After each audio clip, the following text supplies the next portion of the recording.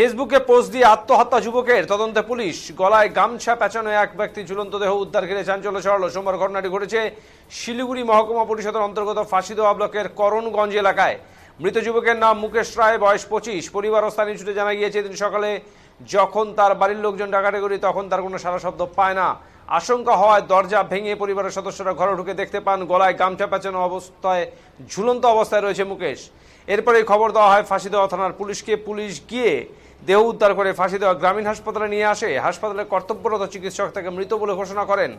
এরপরেই দেহ ময়নাতদন্তের জন্য উত্তরবঙ্গ মেডিকেল কলেজ হাসপাতালে পাঠানো হয়। তবে কী কারণে এই যুবক আত্মহত্যার পথ বেছে নিল তা ধোঁয়াশা রয়েছে পরিবারের লোকজনদের মধ্যে। জানা যায় তার মোবাইল ফোনের সমস্ত কিছু রিস্টোর মেরে রেখেছিল সে। অন্যদিকে আত্মহত্যার 9 ঘন্টা আগে এই যুবক ফেসবুকে একটি পোস্ট করেছিল। এই পোস্ট ঘিরে রীতিমতো প্রশ্নদানা বেঁধেছে বন্ধু বান্ধব থেকে শুরু করে পরিবারের লোকজনদের মধ্যে। পুরো ঘটনার তদন্ত শুরু করেছে ফাঁসিদেওয়া থানার পুলিশ।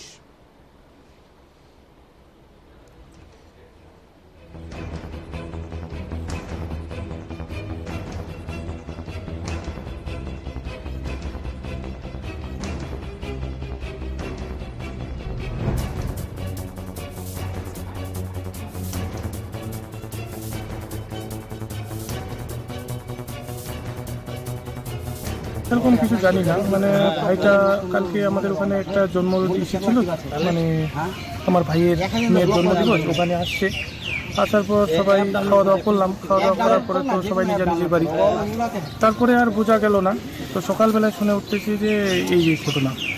তখন তো সবাই দৌড়াদৌড়ি করে গেলাম। তারপরে এখন এই মেডিকেল থেকে থানাতে আসছে।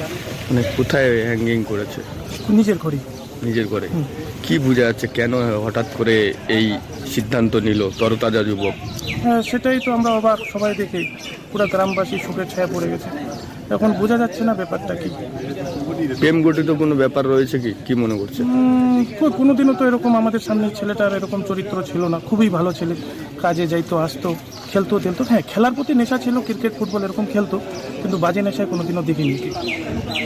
তো হঠাৎ করে এরকম সিদ্ধান্ত নিল? ওর কোনো ফেসবুক স্টোরি বা কিছু ফেসবুকে পোস্ট কিছু দেখে? লাস্ট 14 ঘন্টা আগে ওর নিজের ছবি দিয়ে গান ছাড়ছে স্টোরিতে, এটাই দেখলাম। আর তেমন কিছু তো ছাড়েনি। তা কোনো প্রেম গঠিত ব্যাপার রয়েছে মনে করছেন? থাকলে থাকতে পারে, কিন্তু আপাতত আমরা তো সেরকম কিছু দেখতে পাচ্ছি না ছেলেকে। বাড়িতে কে কে রয়েছে তার?